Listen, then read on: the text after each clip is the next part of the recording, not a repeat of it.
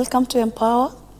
We are glad that you're together with us. My name is Beatrice Chuchu, and I'm happy that you've decided to be with us today and listen to us, interact with us, and get to learn from each other.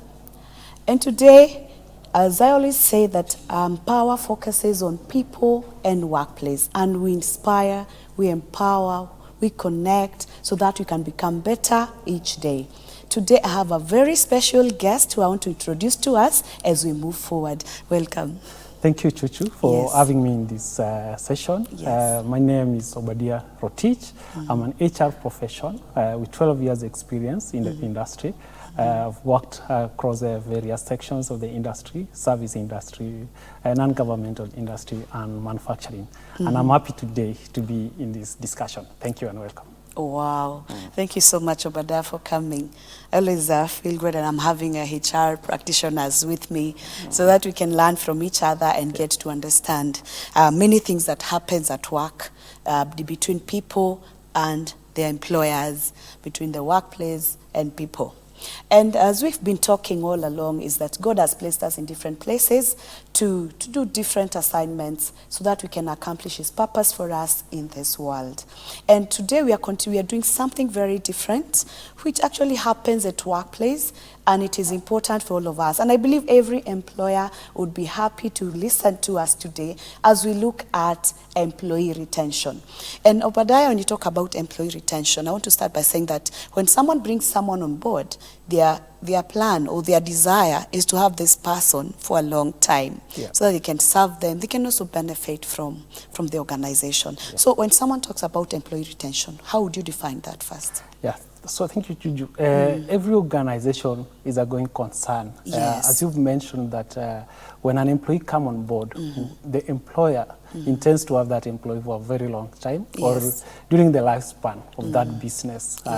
And employee retention then is the ability of an employer to ensure that that employee is able to be sustained or stay in that business as long as the business is still running. And most of the time, employee retention, of course, we have what we call a turnover. Yes. Yes, and what then is that if you are not able to retain your staff, then there is a high staff turnover, which of course can be two-way. It can be voluntary or involuntary. Voluntary in a way that someone resigns and proceed or get another assignment and proceed on. And involuntary in terms of then you are not able to agree on the terms or based on the performance, and then we had discussion and we let you go. So employee retention then is a very key aspect in terms of employment, because it's a cost that is involved in bringing in the employee and ensuring that the business continuity is carried forward. Yes. Yeah, thank you. Wow, that's amazing. When you bring the aspect of business continuity. Yes. Because the business is a going concern. Yeah. So when you look at people coming and serving, maybe today, tomorrow they're not there, today, tomorrow, then also this business can be disrupted in a certain way. Yeah. So when we talk about employee retention, what are the benefits that an employer can get by having people serving them for long?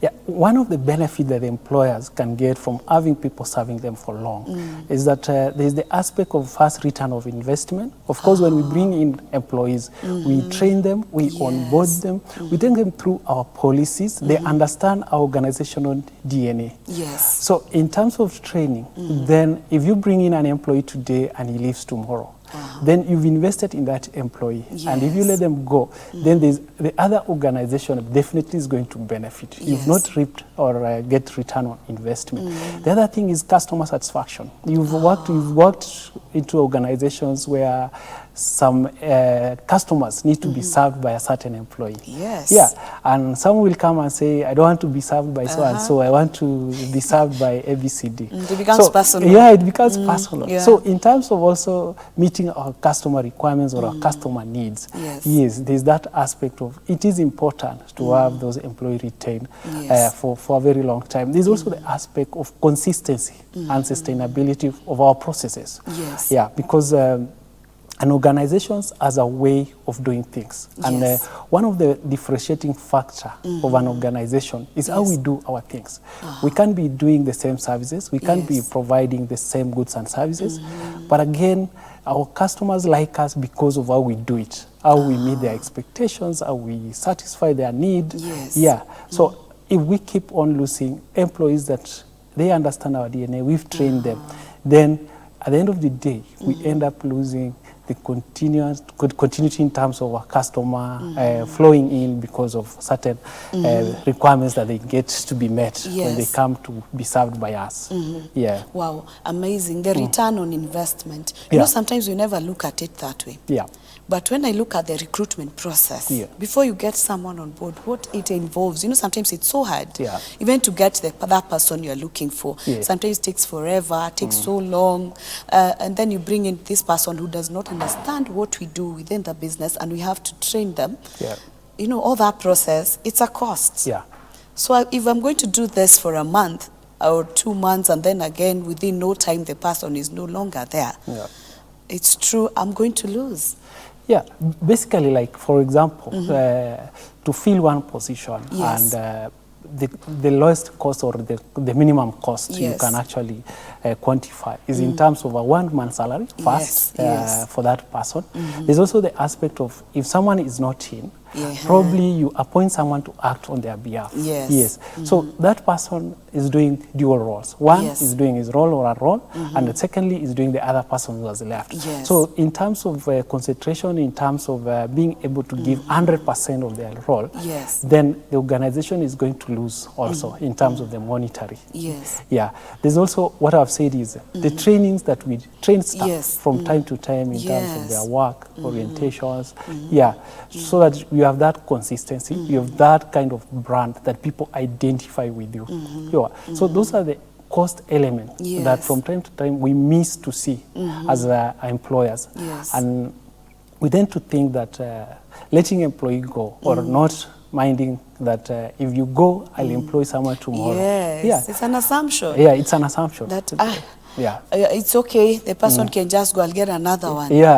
But you forget you have input so much in this person that this person is living with. Could have been better for this person to remain with you so that you can get the returns. Wow. So in terms of also of retention, there are those other critical positions that of course it takes time to fill. I'm not saying not all positions are not important, but there's that critical talent that you need in an organization. So it is important also to identify critical positions that you really need to concentrate and try as much as possible to retain those staff. Because if they leave, probably then, as we said, it will take you 2 or 3 months, to replace those positions. There's also those positions that there are people that they are very critical in terms of they are the champions in the organization. They are the morale boosters. They are the people that say they rally the employees towards the vision and the mission of the organization.